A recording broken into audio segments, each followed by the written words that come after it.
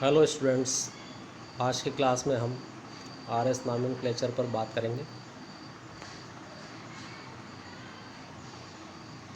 RS नामकरण ऐसे त्रिविम सामग्री के लिए लागू है जिसमें कार्बन किरल है और किरल कार्बन से जुड़े हुए चारों समूहों का विन्यास बताने के लिए आरएस नामकरण किया जाता है। आरएस शब्द लैटिन भाषा के शब्द है जिसका अर्थ है, आर का अर्थ है रेक्टस अर्थात राइट और एस का अर्थ है सिनिस्टर मतलब लेफ्ट। इसमें हम किरल कार्बन से जुड़े हुए परमाणु या समूहों की अग्रता को निर्धारित करते हैं और इसके आधार पर किसी किरल कार्बन का विन्यास आर या एस होता है। आइए देखते हैं इसको हम कैसे निर्धारित करेंगे। इसके लिए अनुक्रम नियम है। यदि कोई असममित कार्बन यानी कि किरल कार्बन है, उससे जुड़े हुए चारों समूहों की अग्रता अनुक्रम नियम के आधार पर निर्धारित करते हैं और इसके आधार पर समूहों को 1, 2, 3, 4 अंक देते हैं। 4 अंक इसलिए नहीं लिखा हुआ है कि 4 को हम ऐसा मान सकते हैं कि वो एक पंखे की डंडी है और पंखे की 3 पंखुड़ियाँ 1, 2 और 3 है। आइए नियम के आधार पर देखते हैं कि किसको 1 अंक, किसको 2 अंक और किसको 3 अंक देंगे। सबसे पहले हम ये देखें कि उच्च अणुभार या उच्च परमाणु क्रमांक वाला यदि कोई समूह, परमाणु क्रमांक वाला समूह या परमाणु किरल कार्बन से जुड़ा है तो उसको न्यूनतम अंक देंगे अर्थात 1 अंक देंगे और क्रमशः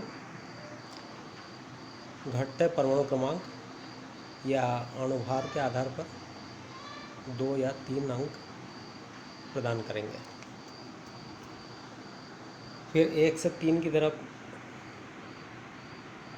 जाने पर यदि हमको घड़ी की दिशा का विन्यास प्राप्त होता है तो यौगिक आर है और घड़ी की विपरीत दिशा का विन्यास प्राप्त होता है तो यौगिक एस है। यदि किरल कार्बन से जुड़ा हुआ परमाणु समान है अर्थात जैसे किरल कार्बन से कार्बन और दूसरी तरफ भी कार्बन जुड़ा हुआ है तो कार्बन से जुड़े हुए अन्य समूह के आधार पर जिसका अणुभार ज़्यादा होगा ऐसे समूहों को कम अंक प्रदान करेंगे। यहाँ हम उदाहरण देख सकते हैं जिसमें आयोडीन, ब्रोमीन, Cl और F ये जुड़े हुए हैं। किरल कार्बन है इसमें। आयोडीन का सबसे ज़्यादा परमाणु क्रमांक है इसलिए इसको न्यूनतम अंक 1 देंगे। फिर क्रमशः ब्रोमीन का इससे कम होने पर 2 अंक और फिर Cl का 3 अंक और फ्लोरीन का सबसे कम परमाणु क्रमांक है इसलिए इसको 4 अंक देंगे। अब हम ये देखते हैं कि 4 अंक वाला जो परमाणु या समूह है वो वर्टिकल लाइन में बॉटम में होना चाहिए। इसके लिए हम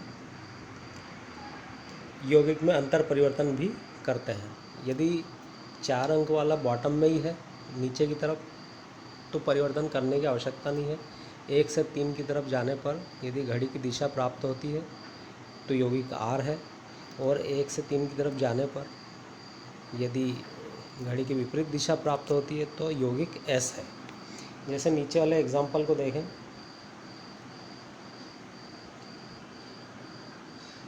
जिसमें हम ये देख रहे हैं कि 2 नंबर बॉटम में है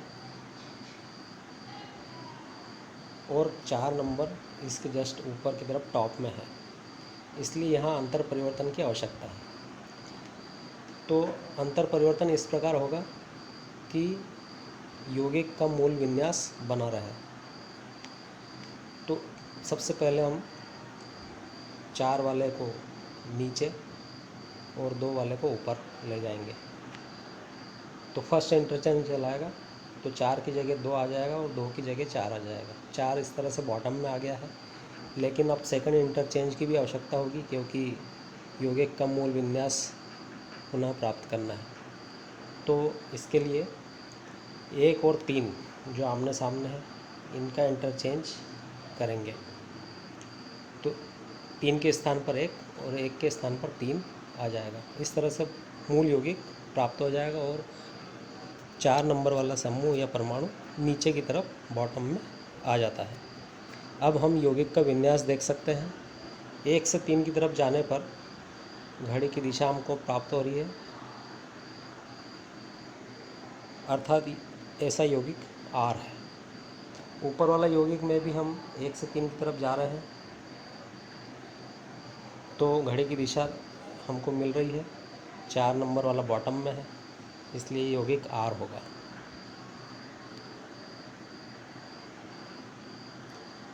आइए कोई दूसरा एग्जांपल और देखते हैं। यहाँ पे हमने देखा कि बॉटम में 3 नंबर है और हॉरिजॉन्टल लाइन में 4 नंबर है। तो यहाँ भी इंटरचेंज करना पड़ेगा, 4 नंबर को बॉटम में लाना है। इसके लिए यहाँ पे 3 के स्थान पे 4 और 4 के स्थान पे 3, इस तरीके से इंटरचेंज होगा।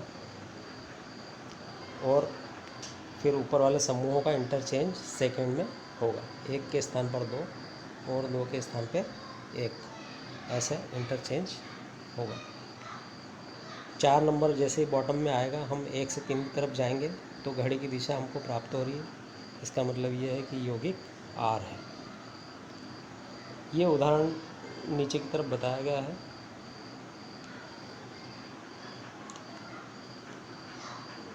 यौगिक का नाम 2-ब्रोमो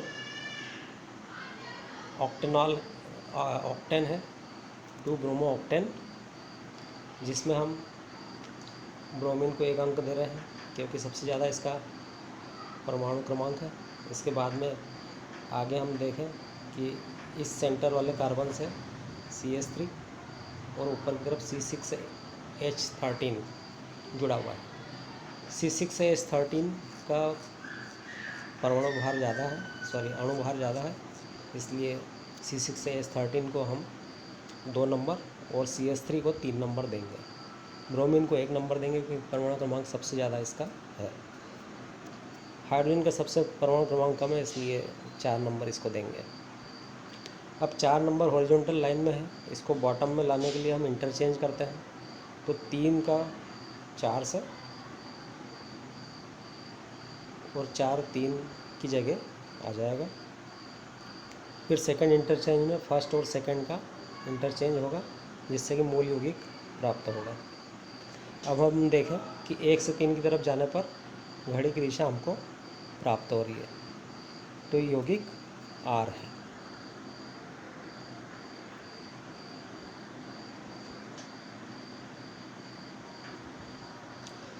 हम पहले भी देख चुके हैं और R और S का प्लस माइनस से कोई लेना देना नहीं है। कोई यौगिक R प्लस वाला भी हो सकता है और माइनस वाला भी हो सकता है। इसी प्रकार S वाला यौगिक प्लस वाला भी हो सकता है और माइनस वाला भी हो सकता है। अब यहाँ हम देख रहे हैं +2-ब्रोमो ऑक्टेन। ये एक ऐसा यौगिक है जो समतल ध्रुवित प्रकाश को दाहिनी तरफ घुमाएगा, किंतु इसका R या S विन्यास देखना है तो हम इस प्रकार से देखेंगे। यहाँ इंटरचेंज की आवश्यकता है क्योंकि 4 नंबर वाला हॉरिजॉन्टल लाइन में है। तो 3 का 4 से एक्सचेंज होगा और 1 का 2 से एक्सचेंज होगा। इस प्रकार पुनः मूल यौगिक प्राप्त होगा। अब हम यहाँ 1 से 3 की तरफ जाएंगे तो एंटी क्लॉक डायरेक्शन हमको मिल रहा है, इसलिए ये यौगिक S होगा। और चूँकि प्लस है अर्थात समतल ध्रुवित प्रकाश को दाहिनी ओर घुमाएगा। ऐसे ही नीचे वाला यौगिक देखते हैं। ये 2 ऑक्टेनॉल है। OH समूह हॉरिजॉन्टल लाइन में है, 1 नंबर देंगे इसको क्योंकि O जुड़ा हुआ है कार्बन से, जिसका परमाणु क्रमांक ज़्यादा है। फिर क्रमशः 2 नंबर और 3 नंबर, और अंत में हाइड्रोजन को 4 नंबर देंगे। अब हम देखें कि इंटरचेंज 4 नंबर का 3 से होगा, ये 3 की जगह 4 और 4 की जगह 3 आ जाएगा। इसी प्रकार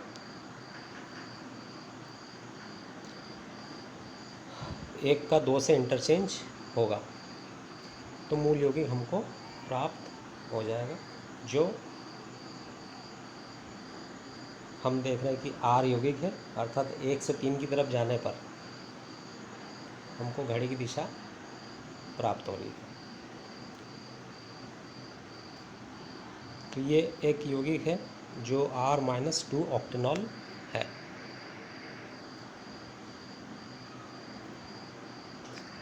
अब हम देखते हैं डैश वेज और फ्लाइंग वेज में कैसे इसको देखेंगे।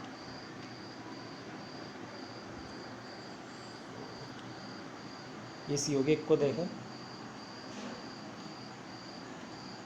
COOH सबसे कोने पर है और इस एंड पे Cl लगा हुआ है। तो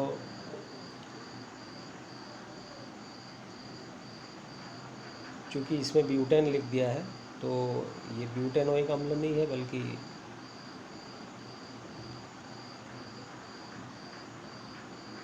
इसको ठीक करना पड़ेगा।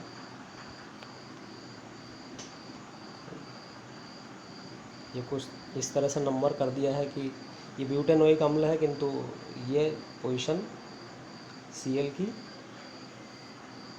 4 क्लोरो लिख दिया है।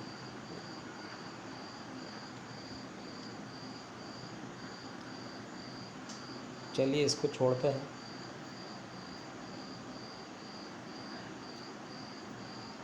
एक्चुअल में नाम इसका जो होगा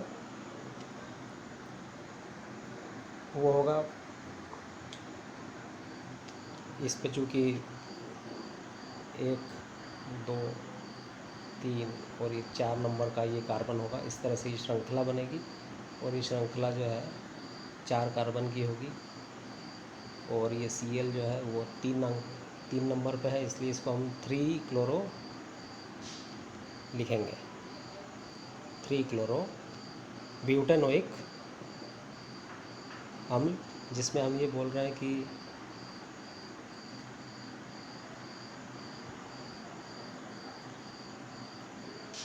टू नंबर वाला कार्बन और 3 नंबर वाला कार्बन का विन्यास क्या होगा। यदि हम देखें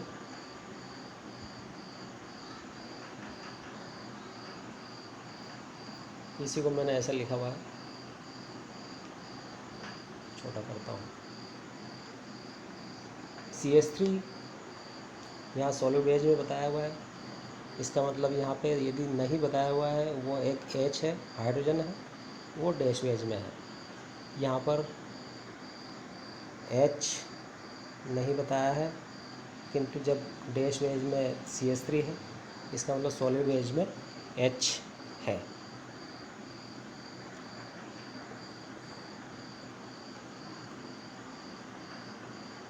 यहाँ पर हम इसको 2 पार्ट में डिवाइड कर लेते हैं। यहाँ से यौगिक को 2 पार्ट में डिवाइड इसलिए करना है कि 2 नंबर वाला कार्बन और 3 नंबर वाला कार्बन का विन्यास हमको देखना है। अब 3 नंबर वाला कार्बन इधर लिखा हुआ है और 2 नंबर वाला कार्बन इधर लिखा हुआ है। 3 नंबर वाला कार्बन को हम पहले देखते हैं। यहाँ पर इस कार्बन से आगे समूह जुड़ा हुआ है, जिसको हमने लिखा नहीं है, ये वाला समूह, और ये CH3 एज इट इज़ जुड़ा हुआ है, H नीचे लिखा हुआ है डैश वेज में। अब हम नंबर यदि डालें तो 1 नंबर हम देंगे Cl को, 2 नंबर हम देंगे बड़े समूह को कार्बन वाले, 3 नंबर हम देंगे CH3 को, 4 नंबर देंगे हाइड्रोजन को। इस प्रकार हम नंबरिंग कर लेते हैं। नंबरिंग करने के बाद में 4 नंबर जब डैश वेज में है, इसका मतलब ये है कि इसमें कोई अंतर परिवर्तन की आवश्यकता नहीं है। ये जिस रूप में है उसी रूप में हम घड़ी की दिशा या विपरीत दिशा देख सकते हैं। तो यहाँ पे हमको घड़ी की विपरीत दिशा 1 से 3 की तरफ जाने पर प्राप्त होगी। इसका मतलब ये यौगिक घड़ी की विपरीत दिशा मिल रही है, इसलिए S होगा। तो 3 नंबर वाला जो कार्बन है उसको हम S कहेंगे। इसी प्रकार दूसरे को हम देखें, यानी 2 नंबर वाले कार्बन को देखें। यहाँ पर नंबरिंग करते हैं। 4 नंबर वाला सॉलिड वेज में है और CH3 डैश वेज में है, इसलिए हमको अंतर परिवर्तन करना पड़ेगा, या हम ये कहें कि इसका दर्पण प्रतिबिंब हमको देखना रहेगा। जब हम दर्पण प्रतिबिंब बनाएंगे तो COOH जो राइट साइड में था उसको हम लेफ़्ट साइड में लिख लेते हैं। ये 2 नंबर वाला जो बड़ा समूह है इधर का, इसको हम राइट साइड में लिख लेते हैं। इसी प्रकार H को जो डैश वेज में था सॉलिड वेज में था उसको डैश वेज में लिख लेते हैं, और CH3 को जो डैश वेज में था उसको सॉलिड वेज में लिख लेते हैं। इस प्रकार से ये अंतर परिवर्तन होगा और ये इसका दर्पण प्रतिबिंब हमको प्राप्त हो जाएगा। अब इस यौगिक को हम देख सकते हैं क्योंकि इसमें डैश वेज 4 नंबर पर है, तो पता कर सकते हैं कि ये कौन सा यौगिक होगा। अब हम देख रहे हैं कि 1 से 3 की तरफ यदि जाते हैं तो घड़ी की दिशा हमको प्राप्त होती है। इसका मतलब ये 2 नंबर वाला कार्बन R होगा। इस प्रकार R S नामकरण हम कर सकते हैं।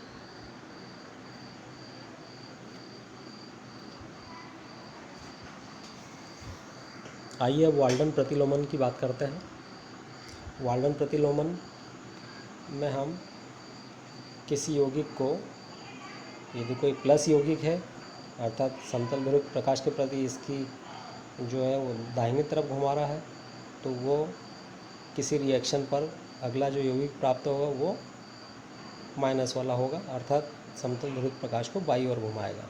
जैसे हम यहाँ पे मैलिक अम्ल की बात करें तो यहाँ पे OH लेफ्ट साइड में है,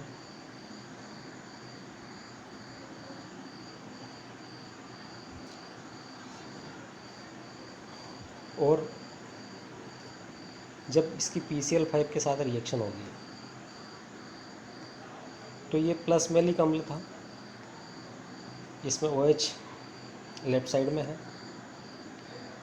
यहाँ पर जैसे ही PCl5 की रिएक्शन होगी OH का प्रतिस्थापन Cl से हो जाएगा, लेकिन यहाँ पर विन्यास में भी परिवर्तन आएगा, अर्थात OH जो लेफ्ट साइड में था वो हट गया है और यहाँ पे परिवर्तन होने के कारण H जो राइट में था वो लेफ्ट में चला जाएगा और Cl OH के स्थान पर आ जाने से ये राइट साइड में आ जाएगा। इस प्रकार एक प्लस यौगिक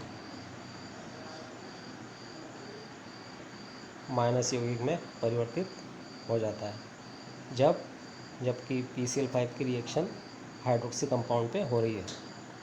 तो Cl के प्रतिस्थापन से OH के प्रतिस्थापन Cl के द्वारा यदि होता है तो प्लस वाला यौगिक माइनस में परिवर्तित हो गया, अर्थात डी मैलिक अम्ल या प्लस मैलिक अम्ल एल क्लोरोसक्सिनिक अम्ल में परिवर्तित हो गया है। यदि एल क्लोरोसक्सिनिक अम्ल की बात करें या माइनस क्लोरोसक्सिनिक अम्ल की बात करें, यदि इसकी AgOH से रिएक्शन हो रही है तो OH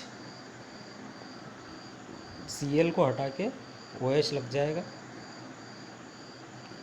और विन्यास में भी कोई परिवर्तन नहीं होगा। इस प्रकार माइनस वाला यौगिक माइनस वाला बना रहेगा।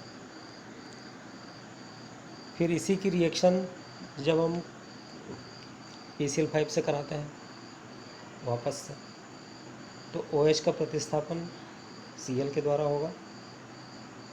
तो Cl फिर से यहाँ पे विन्यास परिवर्तन हम देख रहे हैं, तो माइनस वाला यौगिक प्लस वाले यौगिक में परिवर्तित हो जाएगा। फिर से हम इस Cl को यदि प्रतिस्थापित करें AgOH की रिएक्शन से, तो Cl का प्रतिस्थापन जो है OH से हो जाएगा, पर जब AgOH की रिएक्शन होती है तो कोई भी विन्यास में परिवर्तन नहीं आता, इसलिए जो है प्लस वाला यौगिक प्लस वाला ही बना रहेगा। इसको हम वाल्डन प्रतिलोमन कहते हैं या वाल्डन इन्वर्शन कहते हैं।